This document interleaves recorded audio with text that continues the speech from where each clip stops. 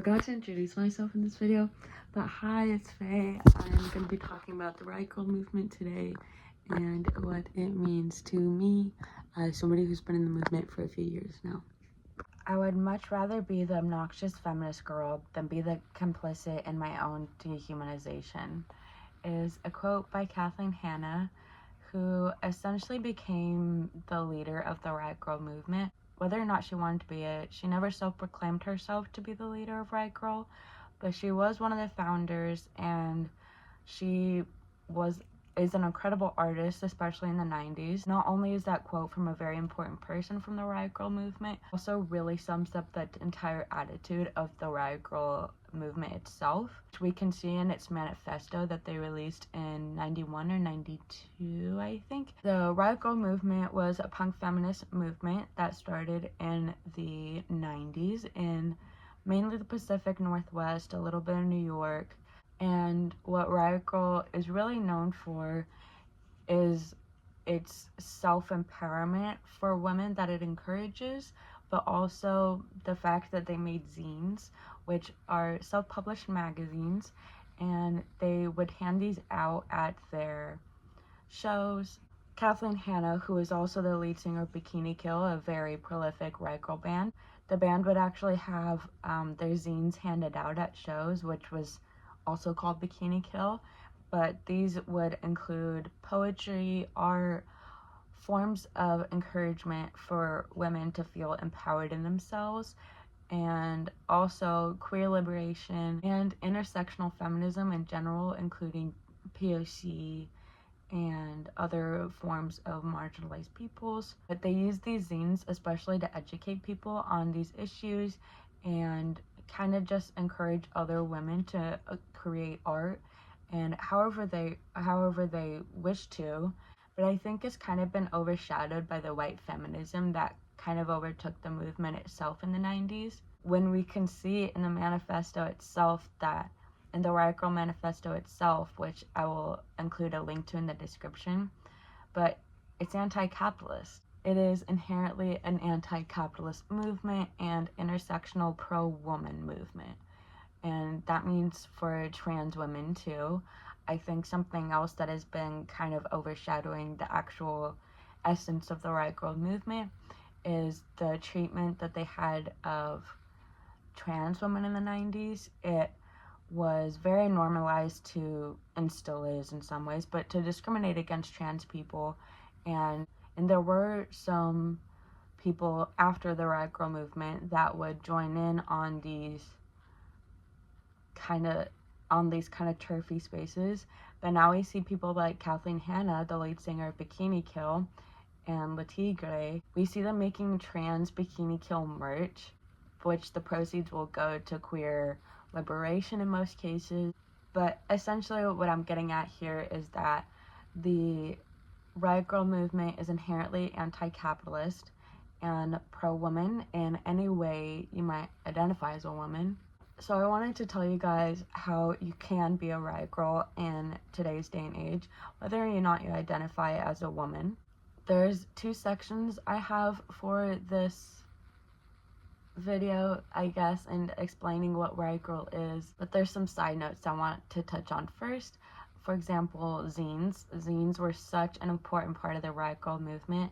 Like I said, they were used to educate and spread the word of art and what it can look like as feminine presenting people in a male dominated punk scene. Something else to know about being a Riot Grrrl is to be proud of it. It is to be proud of being a woman, but not, like I said, not in a turfy way. Just not being afraid to embrace your femininity in any way you want to. Obviously within reason, as long as it's not hurting anybody else and you're safe. Who cares how you express yourself? Also, something else that's really important to the Riot Grrrl movement is always educating yourself, especially on the current political states and current events. Another thing is that punk, it does not necessarily mean like some mean straight cis white man with a shaved head. It can also mean joy.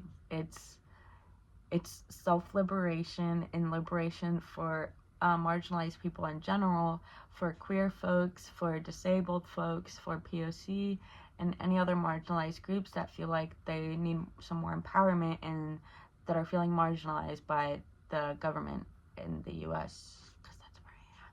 But punk doesn't necessarily mean like angry, angsty attitude. It means, to me at least, and the Riot Grrrl movement, it means to educate yourself, others, and stand up for your community and stand up for feminine people. So one of the essential things to be a Riot Grrrl is to be pro-woman.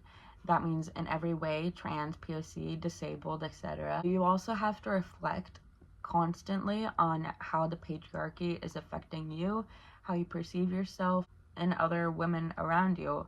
If you are feeling some internalized misogyny, acknowledge it, reverse it, work on yourself and your perceptions of the world around you to be more open-minded and caring and loving and supportive, especially of women and their art and feminine presenting people and their art in your communities. So what I'm getting at here is to be anti-patriarchal. Help women, love women, support women, encourage women, all sorts of women. Another very important thing, a part of the Riot Grrrl manifesto that I feel like a lot of people forget is that it's anti-capitalist. So some ways, for example, to be anti-capitalist and to be a Riot Grrrl is to work in your local communities, especially. So support your community-based organizations that you truly believe in, that are local to you. Organize your workplace if it's not already. Libraries. Support your local libraries. Support the community events that they throw on. Personally, to me, my library also serves free lunches during the summer for kids who don't have lunch at home during their summer break. During summer, there's lots of programs like that from libraries across the country. Libraries are an essential part of our communities. They are free places to educate yourself. It is one of the most beautiful things our country has to offer. Please support your local libraries. Make sure you have a library card. And of course, you can go to protests, but this is not really one of the most essential things, I think, to being a Riot Grrrl or a punk in general. I think it's more about community and creating community, supporting community, and supporting the people you believe in your community.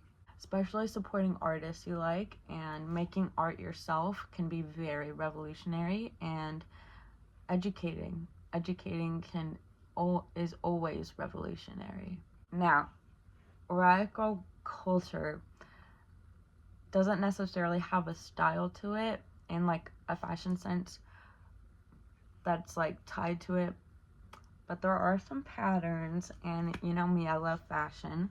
So I would also like to talk about some similarities and patterns I've been noticing in the Riot Grrrl, or some even may call it the Riot Ghoul movement nowadays, because a lot of people don't identify as a girl or a woman but are still feminine presenting and want to be included in the movement. So they call themselves Riot Ghoul. It's also kind of an updated term for non-bigoted Riot Grrrls. But let's get into fashion a little bit. I noticed a lot of ironic t-shirts, and like kids t-shirts are actually really popular in the Riot Grrrl movement. I think it's because it pisses a lot of people off, and is like such a simple thing that pisses people off. Like, why do you care that I'm wearing a silly little t-shirt? I would also like to make a video about Riot Grrrl fashion on its own, so if you're interested in that, let me know. I think also stripes. I saw a lot of stripes, and skater skirts, camo, leopard print, fishnets, slip dresses, vintage dresses, and vintage lingerie in general, Converse, plaid, smudgy makeup, and ironic fashion a lot of the time. For example, Kathleen Hanna has this one, like, she had this dress where it's just like a man at a beach or something on it, just like a shirtless man on it, and I love that. I always love that. I think that outfit is like kind of iconic. But I feel like Riot Grrrl fashion is about kind of pissing people off in simple ways that obviously aren't actually offensive, but are just like offensive to stupid people, I guess. So overall, how to be a riot girl is to be anti-capitalist, be pro-woman in every sense of the term, and have fun with your style. Don't be afraid to make people angry, but also be safe. Thank you so much for watching this video, and I had a lot of fun making it. I love talking about the Riot Grrrl movement. So if any of you guys have questions or anything, I'm not necessarily an expert, but I have been in this movement for a few years. So let me know. All my social media is Your Fae Princess, and bye.